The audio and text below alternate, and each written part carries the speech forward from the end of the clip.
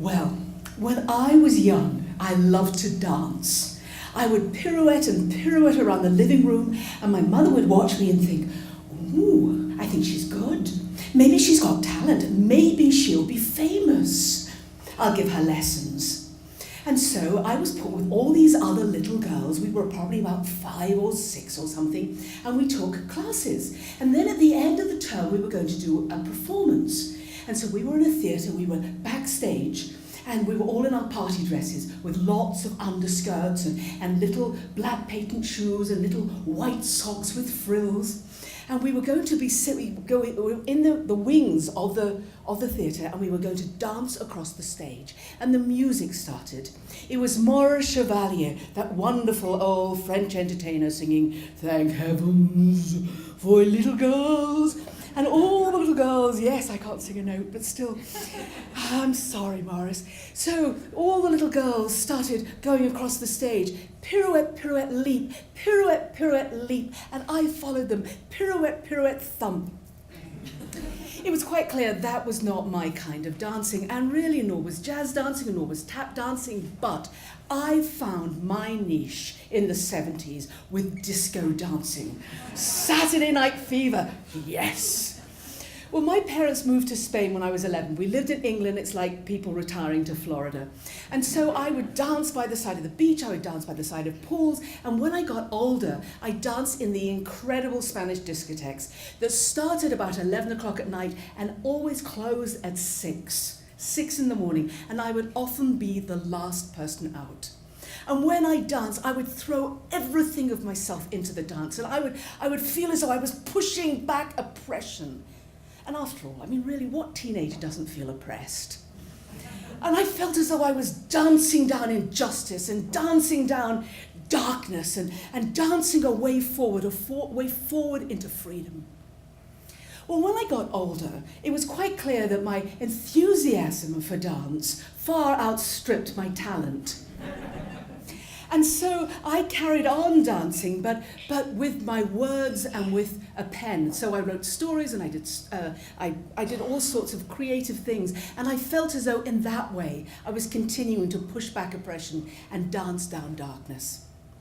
Well, some years after that, I was in my early 30s living in London when I had a Damascus Road experience in a big London church.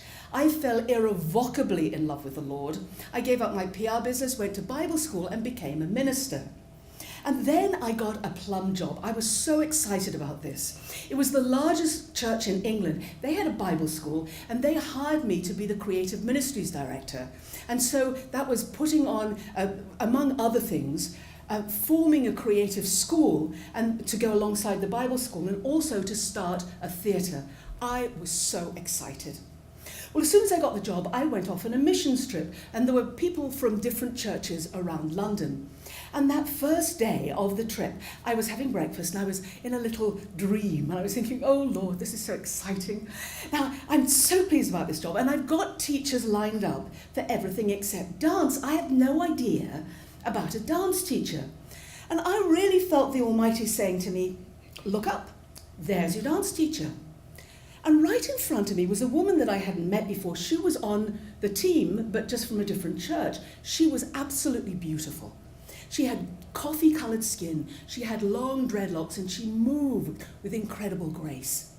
So I went over to her and I said, hello. I said, my name's Geraldine. And she said, hello, my name's Connie. I said, do you dance? And she said, oh yes, she said, I'm a professional dancer and choreographer. And Connie became the teacher at the school, and then she was going to dance at the opening of the Rose. That's what we call the theatre, the Rose of Sharon Theatre. Well, Connie didn't have anything suitable to dance on the opening night, but I did. 11 years before that, when I was 21, my mother had given me for my birthday this fabulous dress. Well, it was really a skirt and top that looked like a dress. It was gorgeous. It was a dancing dress. It was chiffon, and all the hem was hand-sewn, and the bottom layer was gold, and the top was scarlet, and it was cut as a full circle, so when you danced, it just circled around you, and it looked as though you were dancing in the middle of a flame. And we decided that Connie would wear a black leotard and tights, and then just the skirt. And oh, when she danced at the opening of the Rose, she was magnificent. She worshipped the Lord, and as she did, it was as though she pulled down anointing from him, power and grace. And when she danced, it was as though she flung spheres of light and love over the audience from her feet and from her toes. It was absolutely extraordinary. And if you looked at the audience, you would see that anyone who had darkness over them, maybe depression, sadness, these balls of light would hit them and new hope would flood their features. That's what happened when Connie danced. Well, the first time I saw her dancing at one of the rehearsals for the Rose, I really knew I was meant to give her that dress. I absolutely knew it. But I thought, I won't tell her until after the opening of the Rose. And when the Rose had happened, I mean, she danced superbly, but I was hit with a meanness, a pettiness. I thought, I'm not going to give her that dress. No, I'm not. No, it's mine. I mean, my mother gave it to me. It was very expensive. It was a designer dress. And anyway, I know I'll fit into it again one day. And I didn't give it to her. Well, a few months later, my life changed dramatically. I ended up leaving England, rented out my apartment, put all of my stuff in the basement, and came over here to America. And I was living in DC in Frederick, Maryland. And I didn't go back for 10 years when I sold my place.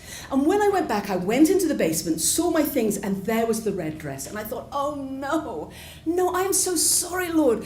I knew I was meant to give that dress to Connie, and I never did. And I had no idea how to find her. My friends had said that they didn't know where she was. I didn't either. She'd left the country, and there was no forwarding address. So I said, Lord, I know that when I danced to bring me freedom. But I know that when Connie danced, she danced to bring other people freedom. And when I find another dancer who loves you and does that, I'll give them the dress. So I packed up everything and I sent it, including the dress, to Frederick, where I still live. Well, about 2 months after that, I was taking a 2-month course.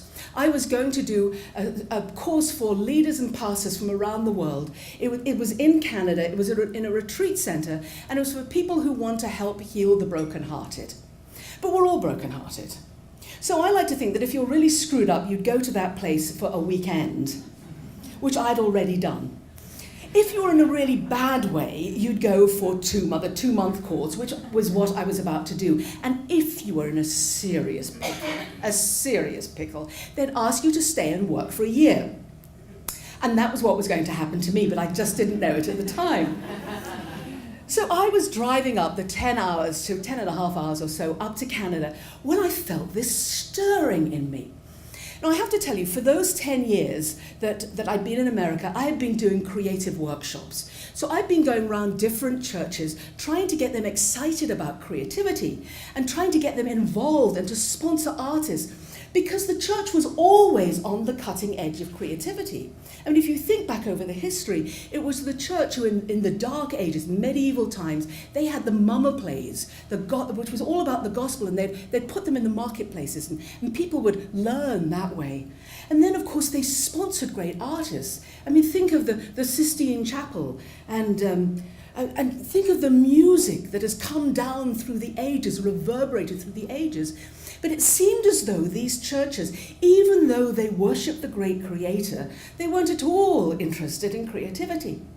And I felt that if you looked at me with perceptive eyes from the side, you would see I had a broken nose from running into so many brick walls. So I'd said, Lord, I am not doing any more creativity unless you make it absolutely clear. But on that drive up to Canada, I felt all this stirring. And I thought, Lord, you've got something up your sleeve, haven't you, besides the everlasting arm? So I got to Canada, and the first morning I was having breakfast in the large dining room. And there were circular tables, and I was chomping toast with some other people. And somebody said, you know, there's somebody here from London. And I said, oh, is there? Carried on chomping toast, because I've never been terribly fond of the British abroad. But then I heard this voice that sounded terribly familiar, and it was a woman who was sitting right behind her with my back to me. And I couldn't just turn round, because it would have been very rude because of the way she was. So I decided I needed to go and look out the window. Now, This retreat centre is set in 50 acres of very prayed-in land. It's really a thin place between heaven and earth. And these windows were enormous. It is absolutely beautiful. It was winter and the snowflakes were falling. So I went to look at the bucolic beauty. And then I turned round. And right in front of me, with her back to me, was this woman with coffee-coloured skin, long dreadlocks, who moved with incredible grace.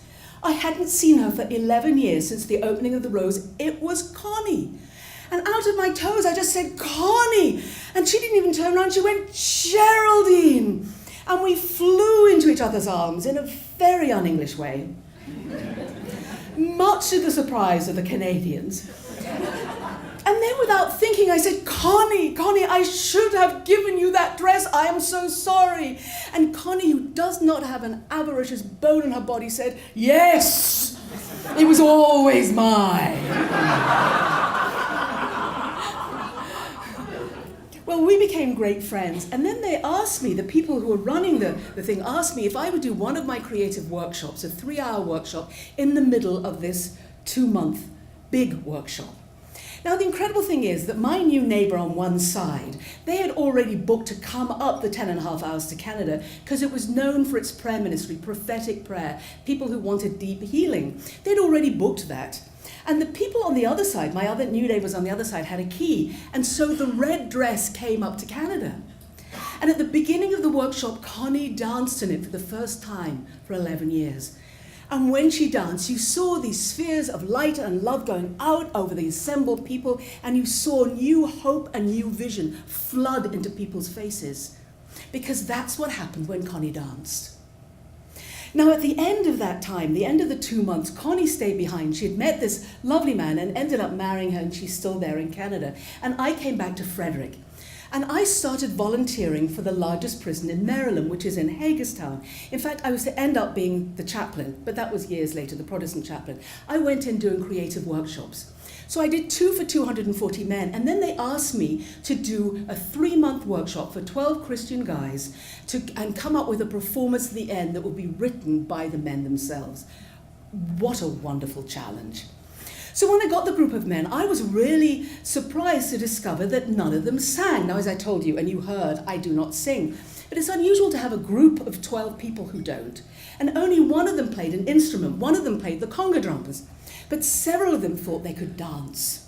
So I phoned up Connie, and she said, certainly. And she flew, remember she was a choreographer, she flew down on her own dime to teach the men moves.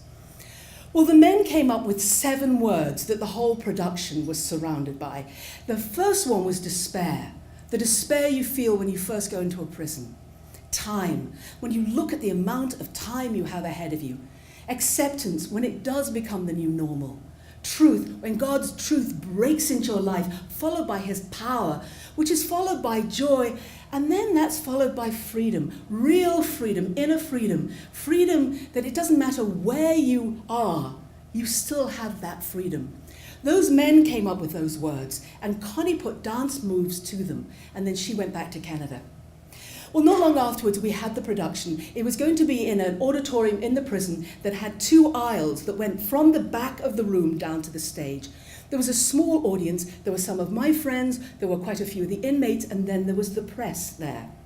And the men came in from the back, and they came in as though they were a chain gang. All their idea. I would have never, ever suggested this.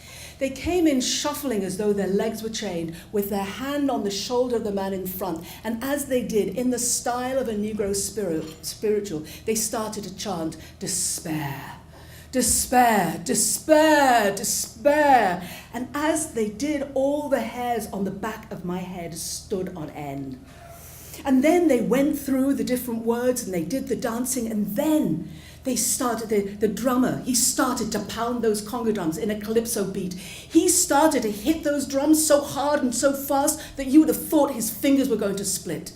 And then the men, they threw their arms in the air and they yelled out, freedom! And they started to dance out of that auditorium. And as they did, they were yelling, freedom, freedom, freedom! Well, the head of security